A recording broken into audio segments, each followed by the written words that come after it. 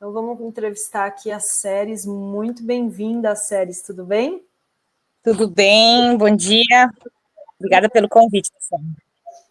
Bom dia. 40 anos de atuação em séries. Você é filha do MST, você foi criança do MST. Conte-nos um pouco isso tudo. Quer dizer, se foi, você participou de uma boa parte dessa história, né?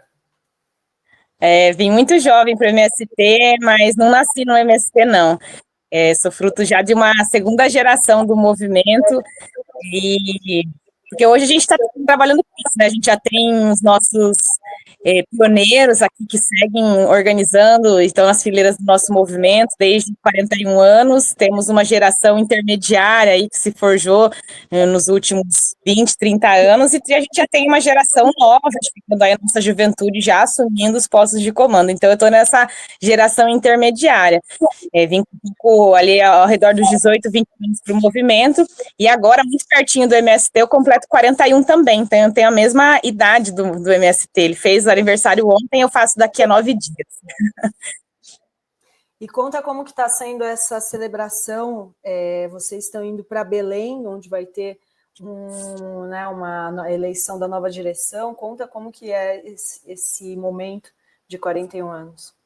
Sim, Dri, a gente já está em Belém, na verdade, a gente está realizando a nossa reunião da coordenação nacional do movimento, que acontece sempre nesse período de janeiro, em função da comemoração do nosso aniversário, mas também é um período providencial, porque ele permite a gente fazer o planejamento do ano, o balanço do período que passou e se projetar aí para as próximas lutas. Então, aqui desde segunda-feira a gente está reunido com a nossa coordenação nacional, são 400 pessoas que estão aqui representando todos os estados onde o MST está organizado, que são 23 estados, mais o Distrito Federal, e também as nossas instâncias, os nossos espaços nacionais. Então, a gente iniciou a reunião na segunda-feira e vai até o dia de amanhã. E hoje a gente tem da nossa direção nacional, que é quem deve conduzir no próximo período aí a nossa organização, nos estados, nos nossos espaços, nas nossas lutas.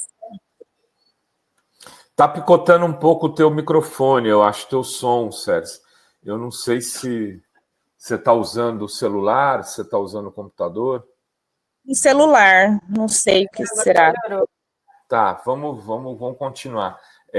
Eu queria, Séries, te perguntar sobre como é que está a relação do MST com o governo Lula, porque outro dia eu assisti uma entrevista do João Pedro, achei bastante ácida, vamos dizer assim, bastante crítica, inclusive contundente. O Paulo Teixeira esteve aqui anteontem, eu falei, pô, o João Pedro foi para cima de ti lá, disse que não quer mais papo com você não, que tem que falar com o Lula, que você não resolve nada. Aí ele falou, pô, mas a vida é dura, eu tenho que continuar construindo as coisas aqui, pegamos um ministério destruído, tal. Teve já conversas com o governo depois daquela entrevista do João Pedro, as coisas mudaram ou estão do mesmo tamanho?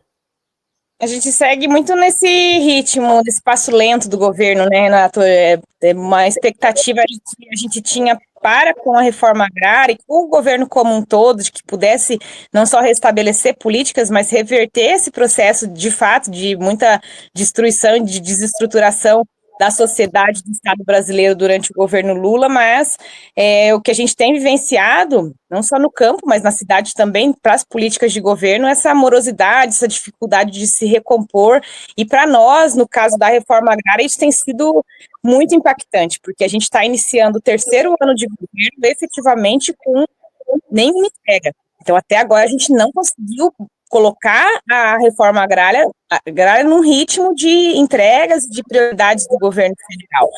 Há algumas sinalizações, desde a reunião que a gente fez com o presidente Lula no ano passado, de que se avançaria nessa construção da pauta, que a gente tem apresentado, né, já desde o início do governo, não só para o ministro Paulo Teixeira, mas também para um conjunto de ministérios que dialogam com a pauta da reforma agrária, mas efetivamente a gente não conseguiu desencadear nenhum processo de avanço que possa dar respostas concretas ao tema da terra.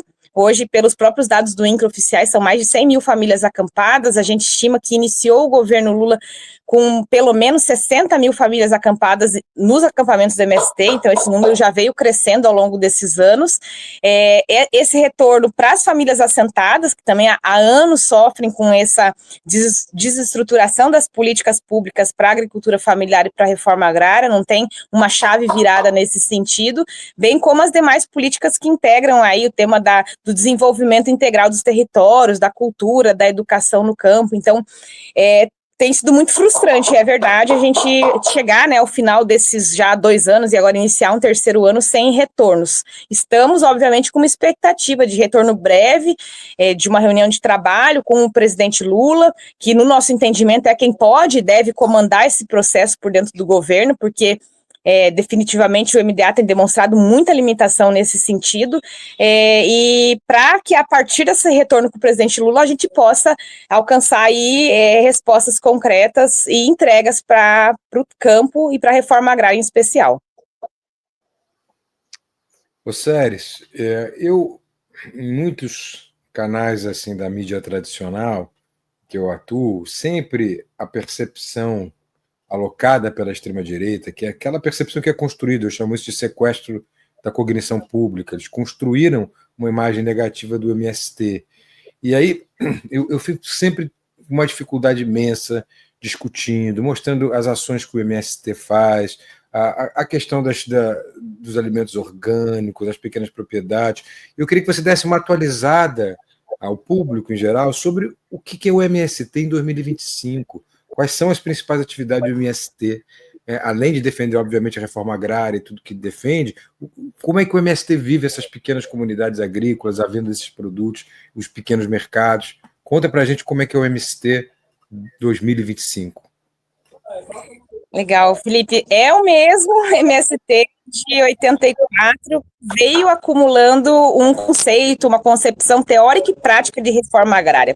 A gente já fala há alguns anos de uma reforma agrária popular que está sistematizada e vai sendo, ao longo do tempo, melhorada do ponto de vista da sistematização escrita para nós, que é esse conceito de reforma agrária popular, o nosso programa agrário ele reflete isso, e ele se conjuga, então, com esse que a gente fala no nosso popular, aí um fazimento, né, um fazimento, entre aspas, que é esse praticar a reforma agrária para além de uma teoria que a gente concebe, que acredita que precisa ser um ideal de uma construção de uma reforma agrária que realmente cumpra com uma função social, não só da terra, mas também da vida em sociedade. Então, esse MST de 2025, que inicia esse ano com uma perspectiva muito boa de fazer luta, de organizar o povo, de botar o povo na rua para obter mais conquistas, é um MST que segue lutando, e isso para nós é central, é fundamental, né?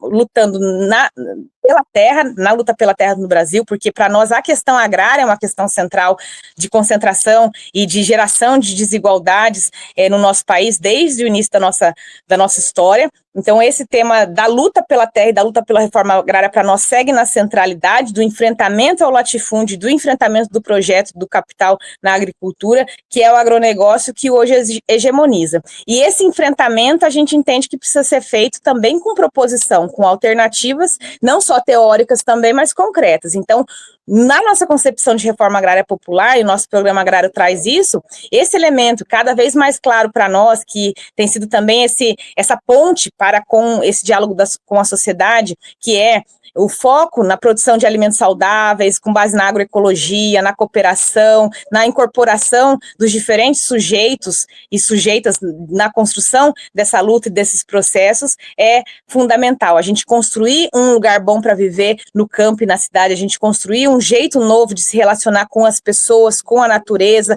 considerando essa crise que a gente está vivendo desse modo de produção, então, que está nos levando a uma catástrofe, né, uma limitação concreta da vida humana, não só da vida humana, mas de outras vidas, mas essencialmente também da vida humana no planeta. Então, a gente pensar um programa de reforma agrária que dialogue com tudo isso, ele é fundamental. E, sem dúvida nenhuma, esse MST de 2025, mais do que nunca, assim como dos outros anos que nos antecederam, é um MST que entende que a nossa luta não é uma luta isolada. não é uma luta para o povo sem terra, não é uma luta para quem está no campo, para quem se beneficia diretamente da reforma agrária. Ele é uma luta para toda a sociedade brasileira e, portanto, precisa ser entendida e incorporada por toda ela. Então, nesse sentido, a batalha das ideias para nós é fundamental. A gente disputar o pensamento das pessoas, né, essa compreensão da necessidade, da importância da reforma agrária para produzir alimento, para cuidar do meio ambiente, para cuidar das pessoas, é fundamental. Então, é um MST que está disposto a seguir fazendo essa disputa, não só nas lutas, ocupando terra, organizando as fileiras da reforma agrária, mas também ocupando corações e mentes aí das pessoas na cidade, com muita alimentação saudável, com muita cultura e de qualidade e educação. Séries, e como que vocês viram essa eleição do Trump, que está movimentando aí a extrema-direita, que ataca o MST, ataca a pauta da mudança climática, pauta, né, e principalmente, né, os bolsonaristas, a extrema-direita no Brasil, em todas as cidades, assembleias, fazem a CPI da invasão de terra, fazem um ataque sistemático, né? E aí vocês acham que, como vocês viram o Trump nesse sentido, qual é a avaliação de vocês? Edri, esse é parte desse movimento do avanço do neofascismo no mundo, da extrema-direita, que se faz em ondas, né? Um movimento desigual e combinado. Aí, então, em alguma medida, outros países do mundo estão conseguindo fazer um embate maior para conter a extrema-direita, outros menos, e esse retorno do Trump à presidência dos Estados Unidos é parte desse grande movimento de disputa e dessa instabilidade também política mundial que a gente segue vivendo. É claro que isso é um sinal ruim, porque demonstra que, de fato, a extrema-direita ela segue viva e segue avançando. Agora lá, em outros momentos pode ser em outros lugares, então essa disputa se coloca de maneira permanente e a gente não pode de maneira nenhuma se compreender como uma ilha, porque esses movimentos entre os países também estão interconectados. A gente espera, por outro lado, que o Brasil tenha a altivez de se colocar frente a esse avanço, não só de discurso dessa extrema-direita que o Trump deve reacender, mas também em relação a práticas concretas de isolamento dessa política neoliberal e ultraconservadora que eles devem tentar voltar a implementar não só nos Estados Unidos, mas também nos países de influência aí, e em especial aqui no caso da América Latina. Então, apesar de ser um mau começo de ano nesse aspecto, com a volta do Trump à presidência dos Estados Unidos, a gente tem a expectativa que nesse sentido a gente possa também aproveitar para se reposicionar na geopolítica mundial, defendendo a soberania não só do Brasil, mas dos nossos povos, dos povos da América Latina como um todo, frente aí a essa ofensiva imperialista que os Estados Unidos certamente vão tentar nos impor mais uma vez. Então, que a gente possa transformar isso num momento de resistência, de politização e de organização para além das nossas fronteiras brasileiras também. Muito legal, muito bem, Séries. Parabéns para o MST, parabéns para a Séries, né? Que vai fazer aniversário também. Vai fazer agora, né, Séries? Dia 2 de fevereiro. Dia 2, aí, ó. Então, já parabéns antecipado de toda a comunidade de fora. E acho que é isso, né, Adri, Felipe?